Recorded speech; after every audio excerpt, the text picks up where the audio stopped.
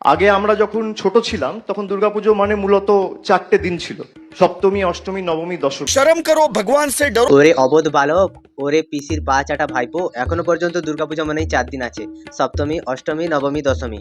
আমাদের হিন্দু মতে তো এটাই হয়। এবার তোমাদের কোন ধর্মে, তোমরা কোন মতে পুজো করছো যে তোমাদের দুর্গাপুজো মানে এখন অনেক দিনই হয়? আসলে পিসির যত পা চাটা ভাইপোরা আছে, সরকারের প্রাপ্ত অনুদান নিয়ে তারা যে মদ এবং তাদের যে উদ্যম নৃত্য সেগুলো করার জন্য তারা এখন মহালয়া থেকেই দুর্গাপুজো স্টার্ট করে দেয়। মানুষের তো আর পশ্চিমবঙ্গে খেয়ে দিয়ে কোনো কাজ নেই, খালি একমাত্র পুজো দেখাই ওনাদের কাজ। তাই মহালয়া থেকেই পুজোটা শুরু হচ্ছে। এটাতে আমাদের পশ্চিমবঙ্গের অর্থনীতি বিশাল একটা জায়গায় গিয়ে পৌঁছবে, আমরা এটা ভালো করেই জানি। তো আজকেই আবালগুলোকে নিয়ে কথা বলবো এবং এদের কথাগুলোকে একটু বিশ্লেষণ করে দেখার চেষ্টা করব। তো চলো আর বেশি না বকে ভাট, আজকের ভিডিওটা শুরু করা যাক। তো হে বাঙালি, হ্যালো বাঙালি, নমস্কার বাঙালি, কেমন আছো তোমরা সবাই? আশা করি অনেক অনেক ভালো আছো। তো আজকের একটা নতুন ভিডিওতে তোমাদের সবাইকে অনেক অনেক স্বাগত। अरे हाँ भाई हाँ।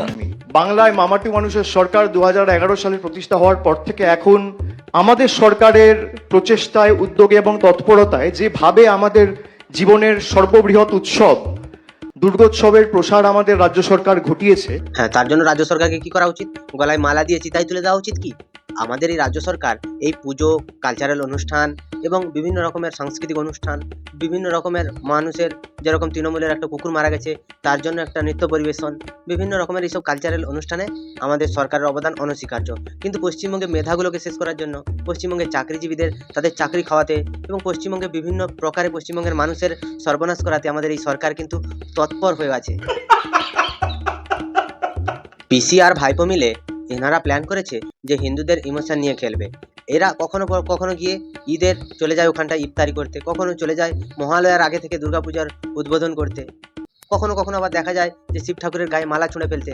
আসলে যারা হিন্দু ধর্ম নিয়ে কতটা পরিমাণে অবহেলা করছে বা হিন্দু ধর্মটাকে কতটা তাচ্ছিল্য করছে সেটা এনাদের হাব ভাব দেখলেই বোঝা যায়। এনারা এত পরিমাণে ঢপবাজ, চিটিংবাজ, সেটা এনাদের রক্তে মিশে আছে এবং এনাদের রক্তেরই দোষ আছে। সেটা পশ্চিমবঙ্গের সাধারণ মানুষকে আর আলাদা করে বলার কোনো প্রয়োজন নেই, মানুষ জানে এবং বোঝে, এবং এই আবালগুলোকে একদিন ভালোভাবেই শাস্তি দেবে। আমি মাননীয় মুখ্যমন্ত্রীকে ধন্যবাদ জানাচ্ছি, তার কারণ হ্যাঁ, এনারা তো ঘরে ঘরেই ধন্যবাদ জানান, কখনো পিসি অভিষেককে ধন্যবাদ জানাচ্ছে, কখনো অভিষেক পিসিকে ধন্যবাদ জানাচ্ছে। এই করে করে পশ্চিমবঙ্গের সরকার চলছে। সরকারে তো পরিবারতন্ত্র পুরো একদম ঢুকে বসে আছে। তার কারণ হচ্ছে কখনো কখনো অভিষেক ব্যানার্জি তিনি বলেন যে তিনি একটা রাজনৈতিক দলের নেতা, তাই তিনি প্রশাসনিক কোনো কাজকর্মে যাবেন না, তিনি তার এলাকা ছাড়া আর অন্য কোনো এলাকায় তিনি কোনো কিছুর প্রচারে যাবেন না।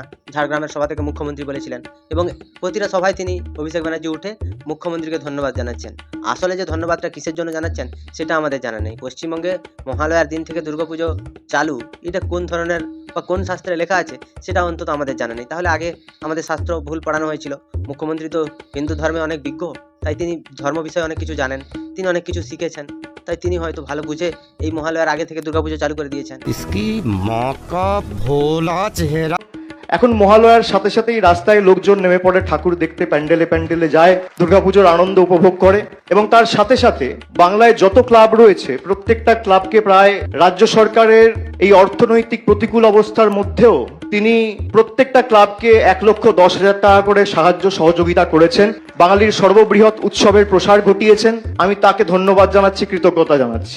সাধারণ জনগণের শিক্ষা, স্বাস্থ্য এবং আইনগত দিক থেকে সাধারণ মানুষকে বঞ্চিত করে সাধারণ মানুষের জীবনটাকে ধ্বংসের পথে নিয়ে গিয়ে এখন মুখ্যমন্ত্রী 1,10,000 করে প্রতিটা ক্লাবকে দিয়ে তিনি মহালয়ার আগে থেকে পুজো স্টার্ট করে দিয়েছেন। এতে যে পশ্চিমবঙ্গের সাধারণ মানুষের কোন দিক দিয়ে কী উপকার হবে সেটা সাধারণ মানুষ ঠিকঠাকভাবে বুঝতে পারে না। পশ্চিমবঙ্গের মুখ্যমন্ত্রী তিনি হসপিটালে তার ডাক্তার নেই, পর্যাপ্ত ওষুধ নেই এবং বিভিন্ন রকমের জালি ওষুধ দিয়ে হসপিটালগুলো চলছে, সেগুলোতে তো পশ্চিমবঙ্গের মুখ্যমন্ত্রীর কোনো মাথা ব্যথা নেই। মুখ্যমন্ত্রীর মাথা ব্যথা হচ্ছে ধর্ম নিয়ে। কী করে তিনি হিজাব পরে ইফতারের পার্টিতে যাবেন, কী করে তিনি দুর্গাপুজোর উদ্বোধনেও যাবেন, প্রতিটা দুর্গাপুজোর উদ্বোধনে তিনি যাওয়ার চেষ্টা করেন। আবার কোথাও কোথাও দেখবে মুখ্যমন্ত্রীর আদলে দুর্গা বানিয়ে দিচ্ছে, এ এক আলাদা লেভেলের চাঁটন। আগে পুজো শুরু হতো সপ্তমীর আগের দিন সন্ধেবেলায়, আর এখন পুজো শুরু হয়ে যায় মহালয়ের দিন থেকে। এর জন্য অবশ্য আমি দায়ী, তার কারণ মহালয়ের আগের দিন থেকে এই প্যান্ডেল উদ্বোধন করতে শুরু করি। হ্যাঁ পিসি, কে বলেছে তুমি দায়ী? দেখো, তুমি একা কিন্তু দায়ী নও। যা হয়তো পিসি ভাইপোকে ধন্যবাদ জানাচ্ছে, ভাইপো পিসিকে ধন্যবাদ জানাচ্ছে, তাহলে পিসি ভাইপো দুজনেই দায়ী, বা কালীঘাটের পুরো ফ্যামিলিটাই হয়তো এর জন্য দায়ী। পশ্চিমবঙ্গের অর্থনৈতিক এবং রাজনৈতিক এবং বিভিন্ন প্রকারের সমস্ত পরিকাঠামো ব্যবস্থা ভাঙার জন্য তুমি দায়ী।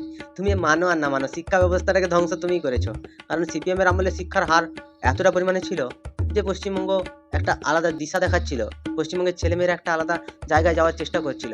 কিন্তু আমাদের 2011 সালের পর থেকে মুখ্যমন্ত্রী আসার পরে তার অনুপ্রেরণায় যত চোর চিটিংবাজরা শিক্ষক হতে পেরেছে, তারা পশ্চিমবঙ্গের ছাত্র যুবদের যে কী মানুষ করেছে সেটা আমরা ভালো করে বুঝতে পারছি।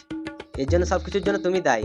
ভালো কিছু হলে তুমি দায়ী হবে, আর খারাপ কিছু হলে তুমি বলবে যে সিপিএম করেছে, বিজেপি করেছে, সেটার দায় আমি নেব না। এটা বললে কি করে হবে সোনা? আর মহালয়ের দিন তো এর মধ্যে অনেকগুলো পুজো উদ্বোধন হয়ে গেছে, আর কাল পরশুর মধ্যে সব বড় ক্লাবই আপনারা পেয়ে যাবেন, ছোটও পেয়ে যাবেন। পশ্চিমবঙ্গে কলকাতা শহর পুরোটাই জলের তলায় চলে গেছে বলতে গেলে। যে যে জায়গাগুলো বেঁচে আছে সেই জায়গাগুলো মুখ্যমন্ত্রী দেখে শুনে আগে মোটামুটি পুজোগুলো উদ্বোধন করে রেখেছে। তারপর মুখ্যমন্ত্রী নৌকো নিয়ে বেরোবে, প্যান্ডেলে গিয়ে ওখান থেকে দূর থেকে ঠাকুরকে একটু করে ফুল ছুঁড়ে দেবে, দিয়ে বলবে যে আমরা তো পুজো উদ্বোধন করে দিয়েছি, পশ্চিমবঙ্গে তো জল জমা নেই। যা জল জমেছে সেটা সিপিএমের চক্রান্ত বা বিজেপি ইচ্ছে করে জল ঢুকিয়ে দিয়েছে। এগুলো হচ্ছে মুখ্যমন্ত্রীর চাল। মুখ্যমন্ত্রীর চাল আপনারা যে ধরতে না পারবেন, তাহলে আপনারা সব থেকে বড় বোকা আর হাঁদারাম। আর আমাদের কিছু বলার নেই, আপনারা এবার বুঝে নিন আপনারা কি। সত্যি কথা বলতে পশ্চিমবঙ্গে কোনো একটা দুর্ঘটনা ঘটলে মুখ্যমন্ত্রী দুর্ঘটনা ঘটার পরে গিয়ে পৌঁছান, কিন্তু পুজো উদ্বোধনে মুখ্যমন্ত্রী কিন্তু 1 নম্বরে আছেন। কারণ প্রত্যেকটা ক্লাবকে দিয়েছেন তো চাঁদা, তো পশ্চিমবঙ্গে সেই ক্লাবগুলো তো মুখ্যমন্ত্রী ফটো লাগাবে। এবার ফটোগুলো লাগিয়েছে কিনা দেখার জন্য তো মুখ্যমন্ত্রী তিনি সশরীরে একটু যাওয়ার চেষ্টা করেন এবং দেখে বোঝার চেষ্টা করেন যে ফটোগুলো কোন অ্যাঙ্গেলে লাগানো হয়েছে, এবং সেখান থেকে দুর্গা ঠাকুর দেখতে গেলে সাধারণ মানুষ কি মুখ্যমন্ত্রীর ছবিটা দেখতে পাবে? তাই তিনি প্রত্যেকটা প্যান্ডেলে ঘুরে ঘুরে তিনি দেখছেন যে ছবিগুলো আসলে কোথায় লাগানো আছে। মুখ্যমন্ত্রীর অনুপ্রেরণায় দুর্গাপূজা হচ্ছে পশ্চিমবঙ্গে, এর আগে তো কোনো দিন হয়নি। ইংরেজরা যাওয়ার পর থেকে পশ্চিমবঙ্গে কোনো কিছুই হতো না। যা পিসি ভাইপো মিলে যুক্তি করে মোটামুটি সব কিছু করছে, এর জন্য আমরা ওনাদেরকে ধন্যবাদও জানাই এবং দায়ীও করি। যে মহালয়ের আগে মমতা বন্দ্যোপাধ্যায় পুজো মণ্ডপ উদ্বোধন করছে, তো মমতা বন্দ্যোপাধ্যায় রীতিনীতি মেনে করছেন না, এই তো বক্তব্য। তাহলে আপনি এবিপি আনন্দ সাংবাদিক গিয়ে পাল্টা শুভেন্দু অধিকারীকে প্রশ্ন করছেন না কেন যে নরেন্দ্র মোদী এপ্রিল মাসে রামনবমী ছিল আর 21শে জানুয়ারি রাম মন্দির উদ্বোধন করেছিল 3 মাস আগে? সেটা কি দ্বিচারিতা না দ্বিচারিতা না?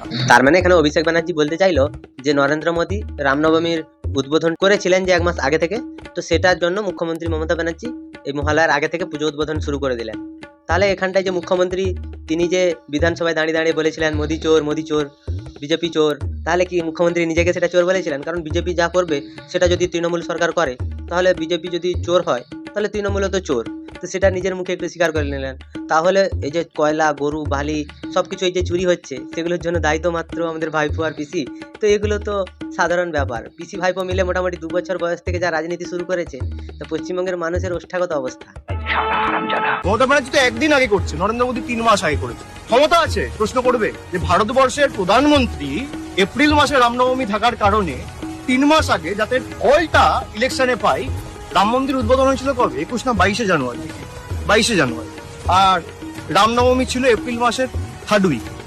3 মাসের ব্যবধানে যে রাম মন্দির উদ্বোধন করে, তার থেকে বড় হিন্দু বিরোধী কে? এটা আমি বলছি না, শুভেন্দু অধিকারী বলছে। এটা অভিষেক ব্যানার্জির কথা না, এটা বাংলার বিরোধী দলনেতা শুভেন্দু অধিকারীর কথা। তাহলে শুভেন্দু অধিকারীর কথা অনুযায়ী ভারতবর্ষে সব থেকে হিন্দু বিরোধী হচ্ছে নরেন্দ্র মোদী। তার ব্যাখ্যাটা দিক, তারপর আমার থেকে প্রশ্ন করবেন মমতা ব্যানার্জিকে নিয়ে। আজ পর্যন্ত এনারা 2011 সালের পর থেকে দুর্গাপূজা নিয়ে কি করেছেন আমরা জানি না, কিন্তু 2023 সাল থেকে যে এনারা এই যে সরকার থেকে যে ক্লাবগুলোকে টাকা দেওয়া, এগুলো মাত্র 2023 সাল থেকে শুরু হয়েছে, এর আগে থেকে হয়নি।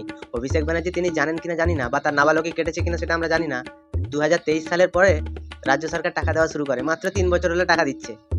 তো এই পশ্চিমবঙ্গে অভিষেক ব্যানার্জি তিনি মানুষকে যাবেন মানুষ সেটা বুঝবে, সেটা কিন্তু হবে না। এখন পর্যন্ত এত মানুষ কেউ অশিক্ষিত মূর্খ নেই, কিছু জন শিক্ষিত যারা বাইরে পড়াশোনা করে এসছে। সবাই তো আর পশ্চিমবঙ্গে তোমার পিসির যে চিটিংবাজি করা মাস্টারদের কাছে পড়েনি। পশ্চিমবঙ্গের এই অবস্থার জন্য কারা দায়ী? তোমাদের কি মতামত তোমরা আমায় একটু কমেন্টে জানিও। যদি ভিডিওটা ভালো লাগে তাহলে লাইক করো, কমেন্ট করো, শেয়ার করো, সাবস্ক্রাইব করো, পাশে থাকা বেল আইকনটা প্রেস করতে একদম ভুলবে না। তাই ভালো থেকো, সুস্থ থেকো, সাবধানে থেকো, আর দেখতে থাকো বাংলার কোণে ঘর।